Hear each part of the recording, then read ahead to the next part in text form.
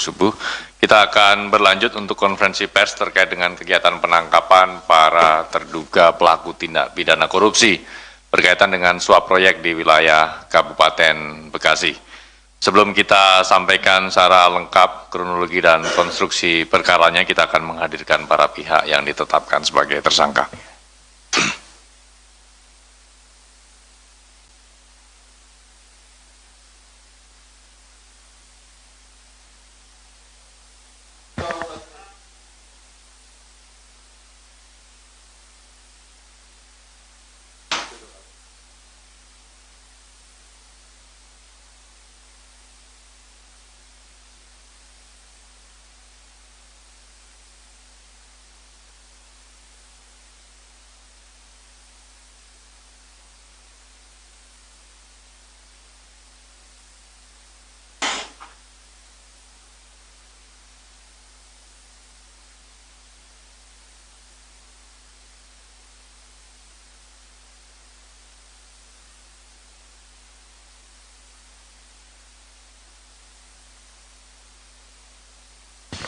Baik, cukup teman-teman.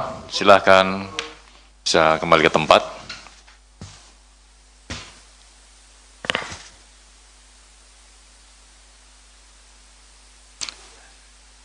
Selanjutnya kami persilakan kepada Pak Deputi untuk menyampaikan secara lengkap terkait dengan kegiatan penangkapan di Bekasi.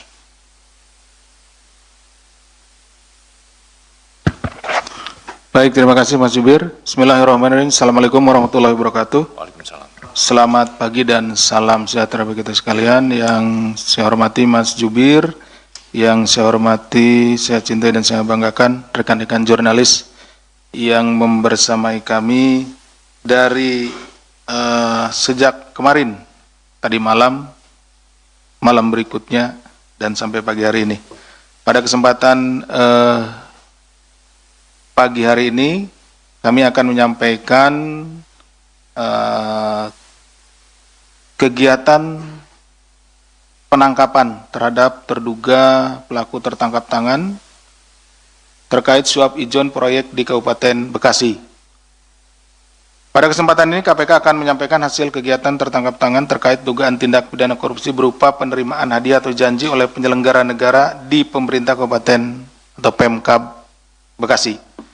Kegiatan penangkapan ini dilakukan pada hari Kamis, tanggal 18 Desember 2025, yang bermula dari laporan pengaduan masyarakat tentunya. Kemudian dalam kegiatan tersebut, tim mengamankan sejumlah 10 orang, ya, yang kemudian 8 diantaranya dibawa ke Gedung Merah Putih KPK untuk menjalani pemeriksaan lebih lanjut. 8 pihak tersebut yakni Saudara ADK selaku Bupati Kabupaten Bekasi periode 2025 sampai dengan saat ini, Saudara HMK selaku Kepala Desa Sukadami, Kecamatan Cikarang Selatan, sekaligus ayah dari Bupati Saudara ADK, kemudian Saudara SRJ swasta, Saudara BNI pihak swasta juga, kemudian Saudara IC pihak swasta, Saudara ASP selaku pihak lainnya, ACP pihak lainnya, dan yang ke-8 adalah Saudara AKM pihak lainnya. Adapun konstruksi perkaranya sebagai berikut.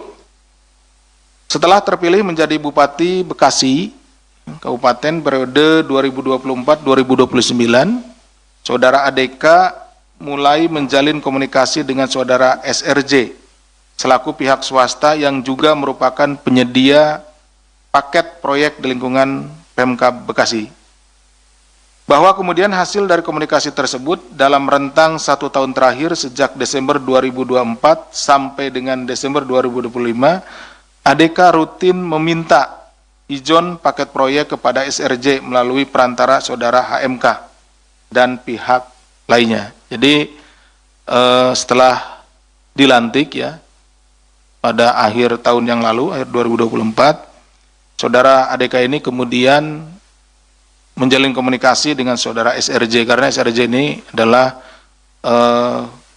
kontraktor yang biasa melaksanakan proyek-proyek di Kabupaten Bekasi. Nah, setelah itu, karena ini juga belum ada ya untuk uangnya, maka proyek-proyek yang nanti akan ada di tahun 2026 dan seterusnya gitu ya, itu sudah dikomunikasikan dengan saudara SRJ dan sering meminta sejumlah uang, padahal proyeknya sendiri belum ada gitu ya, seperti itu. Kemudian total ijon yang diberikan oleh SRJ kepada ADK bersama-sama HMK mencapai 9,5 miliar. Pemberian uang dilakukan dalam 4 kali penyerahan melalui para perantara. Selain aliran dana tersebut, sepanjang tahun 2025, ADK juga diduga mendapat penerimaan lainnya yang berasal dari sejumlah pihak, sehingga totalnya 4,7 miliar. Dalam kegiatan tangkap tangan ini, KPK turut mengamankan barang bukti di rumah ADK berupa uang tunai 200 juta, di mana uang tersebut merupakan sisa setoran ijon keempat dari SRJ pada ADK melalui para perantara. Jadi tadi disampaikan bahwa pekerjaannya belum ada, tapi kan biasanya pekerjaannya berulang. Infrastruktur kan seperti itu ya, infrastruktur nanti ada jalan, jembatan, bangunan-bangunan pemerintah dan lain-lainnya. Nah, dia sudah mulai ijon, gitu seperti itu. Setelah dilakukan pemeriksaan intensif pada tahap penyelidikan dan telah ditemukan dugaan peristiwa tindak pidananya, hasil dari informasi yang disampaikan oleh para saksi dan juga keterangan-keterangan serta bukti yang kami peroleh, maka perkara tindak pidana korupsi di Kabupaten Bekasi ini diputuskan untuk naik ke tahap penyidikan. Kemudian setelah ditemukan kecukupan alat bukti, KPK menetapkan 3 orang tersangka, yaitu saudara ADK, Bupati Kabupaten Bekasi periode 2025 sampai dengan sekarang, saudara HMK, Kepala Desa Sukadami, Kecamatan Cikarang Selatan, sekaligus juga ayah dari Bupati, dan saudara SRJ selaku pihak swasta. KPK selanjutnya melakukan penahanan terhadap para tersangka untuk 20 hari pertama sejak tanggal 20 Desember 2025 sampai dengan 8 Januari 2026. Atas perbuatan saudara ADK bersama-sama saudara HMK selaku pihak menerima disangkakan pasal 12 huruf A atau pasal 11 dan pasal 12 B besar Undang-Undang Tindak Pidana Korupsi, Yunto pasal 55 ayat 1 ke 1 KUHP serta pasal 5 ayat 1 huruf A atau huruf B atau pasal 13, ini untuk pemberinya, TPK Yunto pasal 55 ayat 1 ke 1 KUHP. Jadi ada penerima dan pemberi, penerima suap dan pemberi. Nah, seperti itu. Sementara saudara SRJ selaku pihak pemberi disangkakan pasal 5 ayat 1 huruf A atau huruf B atau pasal 13 tindak pidana korupsi. Demikian yang bisa kami sampaikan. Kami kembalikan kepada Mas Jubir. Terima kasih. Assalamualaikum warahmatullahi wabarakatuh. Assalamualaikum. Baik, terima kasih Pak Deputi, di mana dalam kegiatan penangkapan yang KPK lakukan kepada para terduga pelaku tindak pidana korupsi terkait dengan suap proyek di wilayah Kabupaten Bekasi, KPK kemudian menetapkan 3 orang sebagai tersangka, yaitu saudara ADK selaku Bupati Kabupaten Bekasi periode 2025 sampai dengan sekarang, kemudian saudara HMK selaku Kepala Desa Sukadami, Kecamatan Cikarang Selatan yang sekaligus merupakan ayah dari Bupati, dan yang ketiga adalah saudara RJ selaku pihak swasta, di mana kepada para 3 tersangka tersebut kemudian dilakukan penahanan untuk 20 hari pertama terhitung tanggal 20 Desember sampai dengan 8 Januari 2026 di Rutan Cabang KPK Gedung Merah Putih. Sebelum kita membuka sesi tanya jawab, kita akan menampilkan barang bukti dalam kegiatan penangkapan di wilayah Kabupaten Bekasi ini.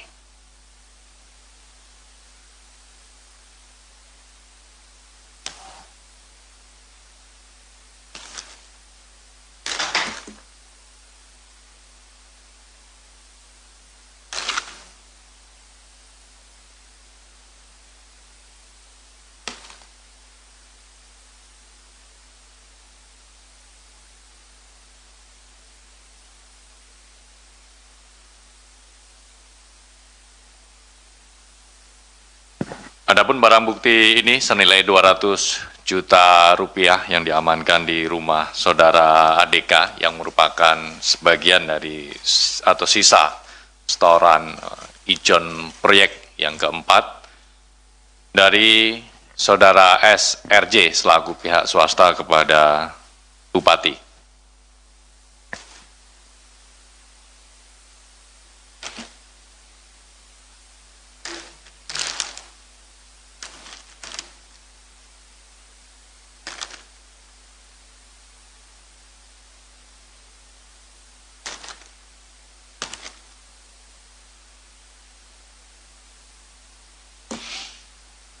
Baik kawan-kawan, kita akan lanjutkan ke sesi tanya jawab pertama untuk perkara ini. Satu Mas Mario, Mas Jaki, dua dulu, silakan Mas Mario. Ya, terima kasih kesempatan waktunya Pak Deputi Pak Juwir.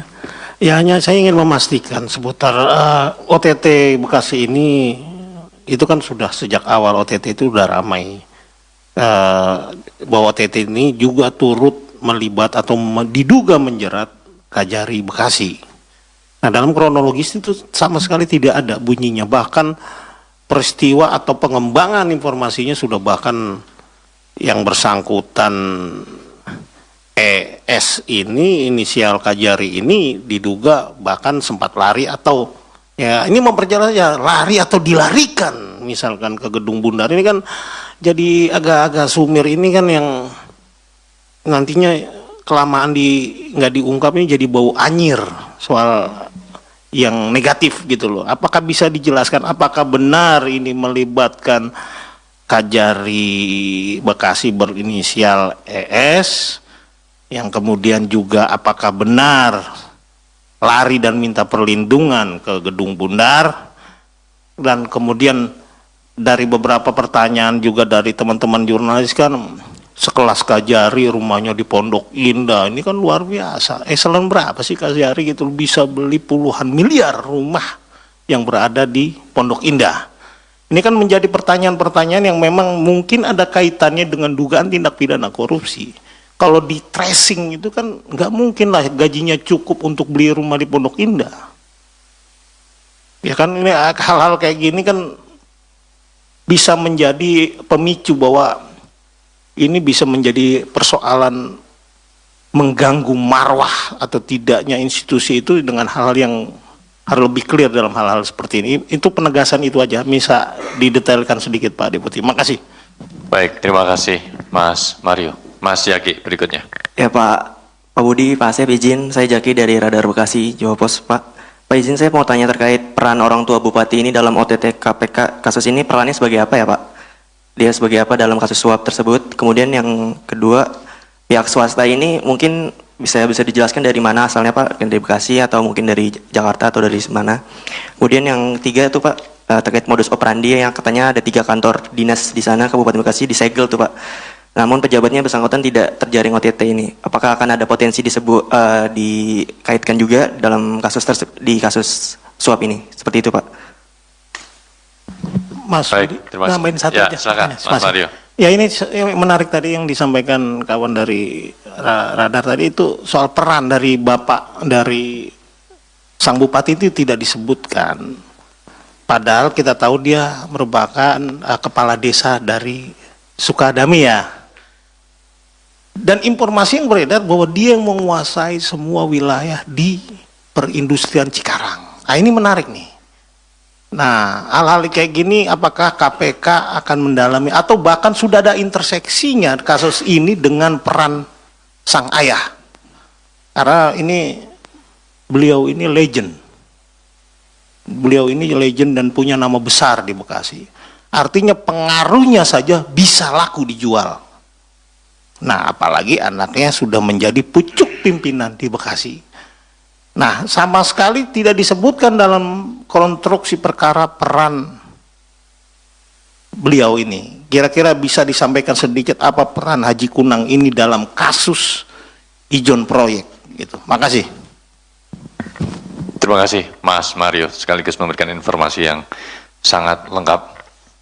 Ada lagi mungkin supaya 3 cukup. Baik Pak Deputi, monggo Pak. Baik, terima kasih Mas Jubir, terima kasih Mas Mario dan Mas Jaki. Salam kenal Mas Jaki. Jauh-jauh dari Bekasi. Dari kemarin kayaknya ya. Dari Bekasi, Pak.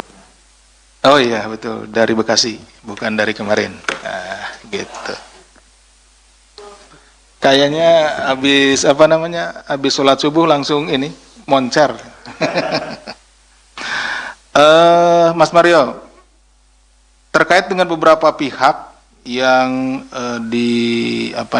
yang berkembang di informasinya, keterlibatan beberapa pihak ini tentunya turut kami bahas di dalam expose, ya. Tapi yang ditetapkan naik ke penyidikan adalah tentunya para terduga yang memang sudah memenuhi kecukupan alat buktinya, gitu ya. Jadi semua pihak yang terlibat dibahas seperti itu. Nah, yang ditetapkan hari ini adalah yang sudah memenuhi kecukupan alat buktinya. Jadi yang tadi kita sampaikan ada berapa ya? 3 orang ya, saudara ADK, HMK, dan saudara SRJ. Nah, seperti itu. Jadi yang sudah memenuhi kecukupan alat bukti 3 orang tersebut. Salah satunya adalah HMK. Ini yang menjadi pertanyaan berikutnya ya dari Mas Mario. HMK itu apa perannya? Dan juga dari Mas Jaki ya. HMK itu perannya itu sebagai perantara. Jadi ketika SRJ ini ya diminta, nah HMK juga minta gitu. Minta. Kadang-kadang tanpa pengetahuan dari ADK, HMK itu minta sendiri gitu. Minta sendiri, bahkan tidak hanya ke SRJ. Tadi kan ada pertanyaan dari Mas Jaki juga ya. Ada yang beberapa disegel itu. Ya minta ke SKPD itu. Gitu. Jadi beliau jabatannya memang kepala desa. Tapi yang bersangkutan itu adalah orang tua atau bapaknya dari bupati, gitu. Ya. Jadi seperti itu perannya. Jadi kadang meminta sendiri, kadang juga menjadi perantara orang yang akan memberikan kepada ADK itu melalui saudara HMK, gitu. Seperti itu. Nah, itu yang informasi yang berhasil kami peroleh dari keterangan para saksi maupun tersangka, dalam ini saudara SRJ, yang menyatakan seperti itu pergerakan uangnya gitu. Jadi HMK sendiri ya mungkin karena orang melihat bahwa yang bersangkutan ada hubungan keluarga gitu kan ya. Jadi bisa melalui HMK gitu. Orang juga pendekatan melalui HMK gitu, seperti itu. Itu ya Mas Jaki. Kemudian terkait dengan peran orang tua sudah, pihak swasta dari mana? Pihak swasta di sini itu kebanyakan dari Bekasi ya. Seperti yang saudara RSJ sejauh ini informasinya yang kami terima adalah dari Bekasi sendiri. Tentunya ada beberapa pihak karena kalau penyedia barang maupun juga pelaksana proyek itu kan bisa dari kota-kota sekitarnya, apalagi Bekasi kan berbatasan dengan Jakarta. Tuh, bisa dari Jakarta datangnya, kemudian bisa dari Karawang gitu kan, seperti itu. Nah, lintas gitu. Demikian mungkin Mas Jubir. Baik, terima kasih Pak Deputi yang telah menjelaskan secara lengkap pertanyaan dari Mas Mario dan Mas Jaki dari Bekasi, Radar Bekasi, Jawa Pos. Dari tadi? Oh, dari tadi? Iya, dari tadi. ada di sini. Baik, terima kasih Pak. Ya. Selanjutnya Mas Ade, ada lagi? Mas Ade dulu, oke silakan Mas Ade dari Tempo. Selamat pagi Pak Asep, Mas Budi. Mau penegasan aja Pak, kan rumah Kajari Bekasi ini sudah disegel ya sama KPK ya. Ada 2 titik kalau menurut informasi yang kami terima. Itu akan diapakan sama KPK? Apakah akan ada proses penyelidikan terhadap yang bersangkutan atau seperti apa gitu. Sama tadi melanjutkan juga yang pertanyaan rekan tadi yang soal kepala dinas yang belum terjawab Pak, itu disegel, itu kan artinya ada upaya dari KPK. Nah itu seperti apa gitu statusnya dari kepala-kepala dinas ini? Ada dua ya, dua kepala dinas. Terima kasih. Baik, terima kasih Mas Ade yang dari Tempo dan dari kemarin Mas Ade ya. Baru hari ini, oke. Ada lagi teman-teman? Sebenarnya sudah mewakili semua pertanyaan kawan-kawan, Pak Deputi. Terkait Kayaknya dengan sudah apa namanya ngantuk sama kayak gitu juga. Baik, dari Mas Ade, dari Gang Potlot pasti. Oh betul, kakaknya di sana. Ya, Mas Ade, terkait informasi yang sudah beredar ya, rumah Kajari itu disegel, itu akan diapakan, termasuk juga tiga SKPD ya, tadi disampaikan Mas Jaki ya. Nah, jadi penyegelan itu dilakukan pada saat melakukan penangkapan ya terhadap para terduga. Itu dalam rangka menjaga status quo. Jadi supaya tidak ada yang berubah, tidak ada yang memindahkan barang atau apapun yang ada di ruangan tersebut, sehingga kita segel lah. Nah itu fungsi dari segel tersebut. Nah itu kemudian akan ditindaklanjuti setelah ditetapkan menjadi tersangka. Ya tentunya ketika hasil dari operasi tersebut ya, penangkapan tersebut, nah nanti kan diperiksa nih orang-orang yang di sini, kemudian nanti dilakukan ekspos. Nah dalam ekspos tersebut dilihat kecukupan alat buktinya. Bagi para terduga yang memang memenuhi kecukupan alat buktinya ditetapkan oleh ekspos ya, oleh floor di ekspos dan naik ke penyidikan, maka tempat yang tadi disegel tersebut ya, disegel tersebut itu akan dilakukan penggeledahan. Ya, karena kita berhubungan nanti dengan bagaimana mencari bukti-buktinya. Tetapi bagi pihak-pihak yang dibawa ke sini ataupun tidak dibawa ke sini, gitu ya, atau belum dibawa ke sini dan diduga ya, awalnya diduga ya, pelaku tindak pidana korupsi, tapi kemudian kecukupan alat buktinya tidak mencukupi, ya, tidak mencukupi alat buktinya, artinya tidak bisa ditetapkan atau belum bisa ditetapkan sebagai tersangka karena kekurangan alat buktinya, maka terhadap propertinya yang disegel tentunya kita akan buka. Kenapa? Karena ya tadi tidak cukup buktinya, itu seperti itu, belum dinaikkan sebagai tersangka. Bisa dipahami ya, Mas Ade? Oke, makasih. Cuma satu kan? Enggak, itu kayaknya Ada lagi, Mas Mari? belum menjawab itu. Yang dinas. Bukan, itu mempertegas pertanyaan Ya. si Ade Tempo tadi, itu kan disegel. Ya, Alasan menyegel kan tadi dikatakan Ya. terduga. ya, Dalam KUHAP itu kan ada indikasi bahwa Ya. ada petunjuk di sana. betul. Atau bahasa kasarnya ada jejak-jejak Iya. tersangka di sana. Ya, iya, betul. Nah kalau kemudian ini kan jadi salah dakdikdo, salah nebak, masa nggak udah diduga ada petunjuk di sana, ada jejak yang tersangka, kalau dibuka dan tidak ditemukan ini kan agak dakdikdo gitu loh. Masa prinsip penyidik menjadi tebak menebak kayak kuis, nggak lucu juga. Mempertegas saja bahwa ada nggak nantinya ke depan dalam proses penyidikan kasus ADK bapaknya sama SGR ini ke arah Kajari, karena ngapain juga disegel gitu loh, geledah aja nggak ada gitu. Tapi kan karena ada diduga kuat ada petunjuk di sana atau ada jejak tersangka di sana sehingga disegel.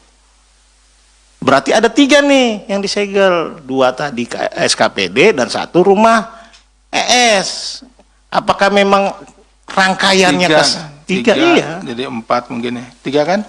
Iya. Nah, karena udah pagi agak ini. Ya, pertanyaan saya mempertegas itu aja Pak Deputi. Siap. Apakah akan dikembangkan ke ES atau menunggu kasus ini naik dulu baru dibuka penyelidikan baru terhadap Kajarinya? Yang simple aja. Kita nggak mau. Iya, siap. Ya, makasih. Ya. Pasti ini kakaknya yang tadi Mas Ade kan? Ini kakaknya kelihatan di depan. Jadi begini, Mas Mario. Menyambung juga tadi jawaban saya ke Mas Ade. Jadi ketika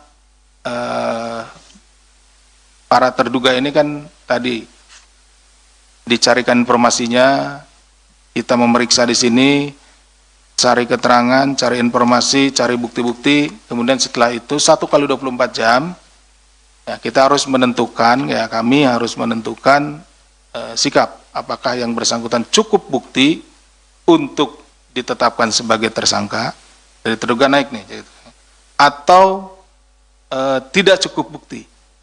Jadi dugaan tetap ada, tapi tidak cukup bukti untuk dinaikkan. Nah, sehingga tidak dijadikan tersangka. Nah, itu kemudian berkorelasi dengan hak-haknya. Nah, kalau yang bersangkutan itu ditetapkan sebagai tersangka berdasarkan kecukupan alat bukti, maka ada kewenangan yang diberikan oleh undang-undang kepada penyidik untuk melakukan upaya paksa berikutnya. Apa? Yaitu penggeledahan, penyitaan, dan seterusnya. Panggilan, penahanan, dan seterusnya. Nah, tapi bagi yang ditetapkan belum bisa dinaikkan menjadi tersangka karena kurangnya alat bukti, ya belumnya atau tidak lah, atau belum atau tidak, dan sebagainya. Berarti masih panjangan. Nah, itu tentunya haknya juga tidak boleh dilanggar. Kenapa? Karena ada aturannya, kalau tetap disegel kan nggak boleh masuk tuh. Nah, ada haknya yang dilanggar, maka harus dibuka, gitu, seperti itu. Bisa dipahami ya, Mas Mario? Adiknya sudah, kakaknya juga sudah saya jawab. Terima kasih. Ya nanti dalam prosesnya pasti dibuka. Harusnya serta-merta dari setelah ditetapkan tidak naik atau tidak ditetapkan sebagai tersangka, karena itu haknya.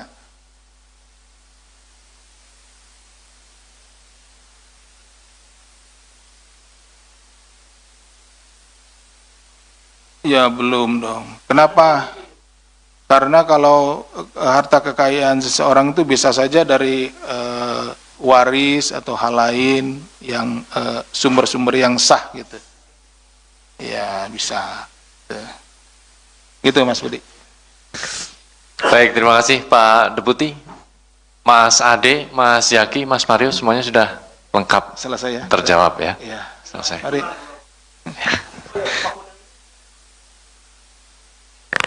Sebentar.